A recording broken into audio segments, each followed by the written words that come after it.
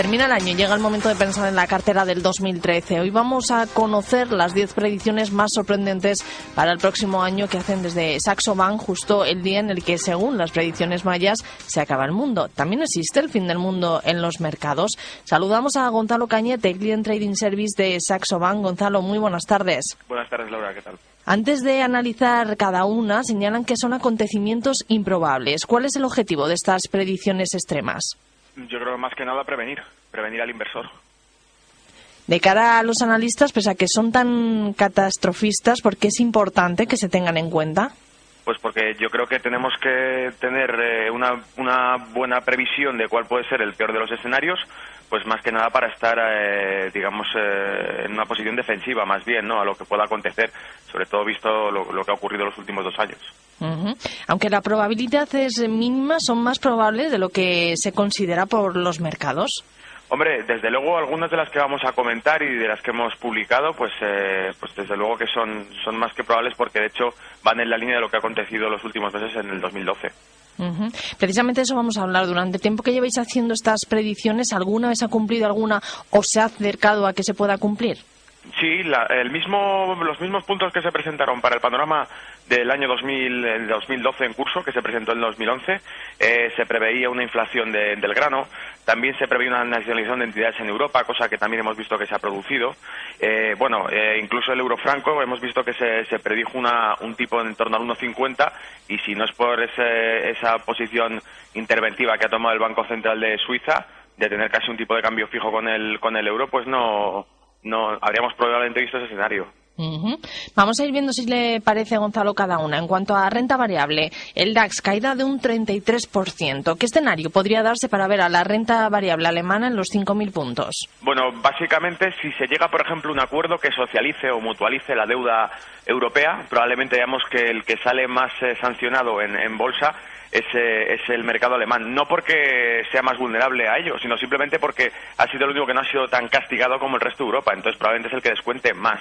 Y aparte, esos niveles de 5.000 puntos tampoco es tan descabellado, teniendo en cuenta que los tocamos en septiembre de 2011 también, con las caídas del mercado europeo, y que son resistencias, estamos próximos a ellas actualmente, pues que los 8.200 puntos es la resistencia que tenemos ahí fijada desde el año 2007. Hablan en este punto, como comentaba Gonzalo, que se podría dar, entre otros aspectos, avances de Alemania hacia la mutualización de la deuda de la zona euro. ¿Cómo se podría dar este punto? ¿A través de la creación de los eurobonos? Sería una de las soluciones. Yo creo que hay distintas vías para alcanzar eso, pero yo creo que el fin se tiene bastante claro. A nivel macro, ¿qué medidas se tome para estabilizar el déficit general periférico europeo? Va a ser simplemente un único objetivo, y ese objetivo es probablemente la creación de un organismo pues similar al Tesoro americano, pero en Europa, que costará, pero que tendrá que ser negociado así. En España hablan de una posible bancarrota con el bono al 10%. ¿Qué pautas se podrían dar para que esto sucediese?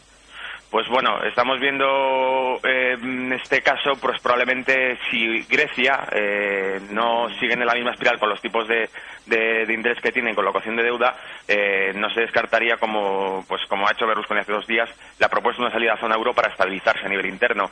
Ese tipo de pauta ya de por sí puede ser bastante significativa. No solamente eso, si sale Grecia a la zona euro, tenemos inestabilidad de la divisa y de la zona en general, y las cifras de España están lejos de mejorarse a nivel interno, con lo cual estaríamos en la línea principal.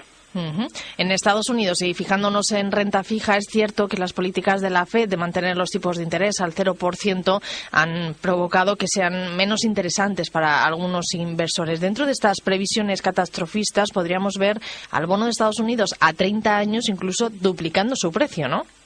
Sí, es algo que hemos comentado ya más de una vez. El problema que está teniendo Europa es un problema potencial que va a tener Estados Unidos tarde o temprano. Lo único que la política monetaria que está llevando es muy distinta y que le dan prioridad al estímulo económico. De todas maneras, eso se puede traducir en un panorama paradójicamente alcista en Estados Unidos, porque los tipos de interés que está manteniendo van a hacer menos atractiva la renta fija, lo que son depósitos y bonos con ese tipo, y probablemente se canalice bastante liquidez que está en renta fija, se canalice a renta variable, lo cual podría iniciar un ciclo alcista importante en Estados Unidos. Y varias son las predicciones que hacen sobre lo que pueda pasar en el mercado de divisas. El cruce dólar-yen se encamina al nivel de 60 y el cruce euro-franco suizo rompe el tipo fijo y llega hasta el 0,95. Sí, vamos por partes. El dólar-yen probablemente porque la situación de Japón no es la más apropiada. De hecho, probablemente se nacionalicen, es lo que tenemos dentro de las previsiones energéticas o industria eléctrica japonesa, porque empieza a ser, toma el relevo la surcoreana, y porque además los resultados de sus tres principales compañías, Sharp, Panasonic y Sonic, no están siendo las mejores, tienen más de 30.000 millones en pérdidas. En ese contexto, probablemente se repatrien inversiones extranjeras japonesas. Eso es, al fin y al cabo, una conversión de la divisa que tengan las inversiones, que será dólar internacional, la repatrien a Estados Unidos en forma de yen, y es una demanda del yen, lo cual, incrementaría el valor del yen y bajaría el tipo de cambio en torno a 60. ¿Y en cuanto al cruce euro-franco? En cuanto al cruce euro-franco, probablemente lo que está ocurriendo con la salida de la posible salida de Grecia de la zona euro, las elecciones italianas, el empeoramiento de España, pues probablemente bajen el valor del euro, porque de nuevo habrá inestabilidad o incertidumbre sobre esta zona monetaria y sobre su divisa, y aumente la demanda de franco suizo. El problema está en que el tipo de cambio se está manteniendo estable y probablemente el Banco Central suizo, pues por quizá una sobrecarga de divisas, decida volverlo a fluctuar, y en ese caso podríamos verlo acercándose a zonas en torno al 1,50 aproximadamente. Si miramos ya, Gonzalo, las materias primas apuntan a que la soja se podría revalorizar un 50%, teniendo en cuenta el aumento de los precios de algunas materias primas por la crisis alimentaria que estamos acostumbrados ya casi a verlo. Esta idea no es tan descabellada, ¿no? No, por supuesto que no. Tenemos una legislación que se debe cumplir además entre 2013 y 2014. Tanto en Estados Unidos como en Europa se han ido apuntando a eso, unas medidas legislativas que harán que la producción de biocombustibles como sustitutivo de hidrocarburos normales, de derivados del petróleo, esa producción de biocombustibles demande grano, porque al fin y al cabo se destila a través de, por ejemplo, del maíz, el etanol, y porque además las gasolineras en Estados Unidos tendrán que empezar a dar un porcentaje de producción en ese tipo de combustibles, lo cual obviamente dispara la demanda de grano, como ya se ha producido durante este año y como creemos que continuará siendo el 2013. Y dentro de los metales preciosos, el oro podría vivir una corrección hasta $1.200 por onza. Sí, sin duda.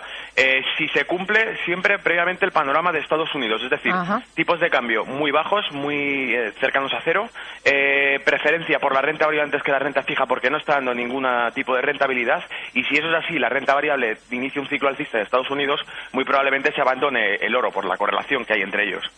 Y frente a lo que estamos acostumbrados en cuanto al crudo, fijándonos en el West Texas, también podríamos ver una caída de los precios. Están anunciando desde Estados Unidos lo que es ese barril, mejoras técnicas en la producción, al fin y al cabo, en la extracción de petróleo y la destilación del mismo. Dicen que están en máximos de los últimos 30 años en reservas. Así que, a menos que haya algún tipo de acontecimiento geopolítico, algún conflicto, probablemente el crudo se mantenga estable y encima tengamos unos precios más atractivos en el mercado durante el 2013. Nos vamos a Asia, Gonzalo. Dos escenarios. Primero nos fijamos en Japón. Señaláis la posibilidad de que nacionalice sus principales compañías electrónicas por el aumento de la competencia de las surcoreanas, entre otros aspectos. Sí, efectivamente, que el gobierno decida, ha ocurrido también en el sector automovilístico de Estados Unidos, y que en Japón el gobierno decida tomar medidas similares, intervenir el sector al fin y al cabo para reducir la posible pérdida o desaparición, incluso inclusión que puedan tener otras compañías del mismo tipo en Japón, en la propia nación. Y si miramos a China, sobre todo a su moneda, destacan que la paridad entre el dólar de Hong Kong y el estadounidense vuelven al cambio fijo con el yuan.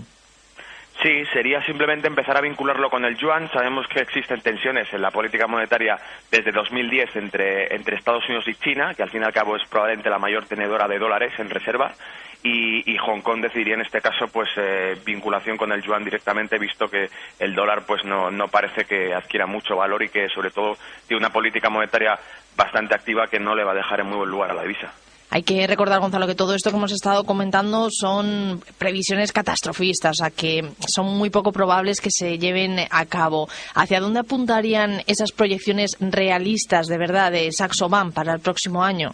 Bueno, yo creo que en el contexto que estábamos esta misma semana, incluso Berlusconi comentó, pues entre la semana pasada y esta, el tema de poder presentarse a las elecciones. Antes de ayer, si no recuerdo mal, fue el miércoles cuando comentó la posibilidad de que Italia abandonase el euro. Y, sin embargo, hemos visto que el mercado no parece asustarse ya con este tipo de declaraciones. Yo creo que la trayectoria que estamos teniendo, como decía antes, es un DAX en 8.200 puntos, primera resistencia desde 2007. Creo que veremos correcciones. Si no ocurre ningún acontecimiento como los que hemos descrito, pues quizá tengamos más estabilidad en el mercado y veamos una renta variable más calmada y que vaya evolucionando. Y en el caso de Europa, pues un acuerdo un poco más conmedido, ¿no? Sin tener que llegar a ese tesoro europeo. Sin embargo, yo creo que antes o después veremos que se empiezan a hacer este tipo de acuerdos en lo que se refiere a deuda periférica. Gonzalo Cañete, Client Trading Service de Saxo Bank, gracias una tarde más por estar en tiempo real y sobre todo, bueno, que disfrute de estas fiestas navideñas que nos acompañan ahora. Igualmente, Laura, muchas gracias a todos.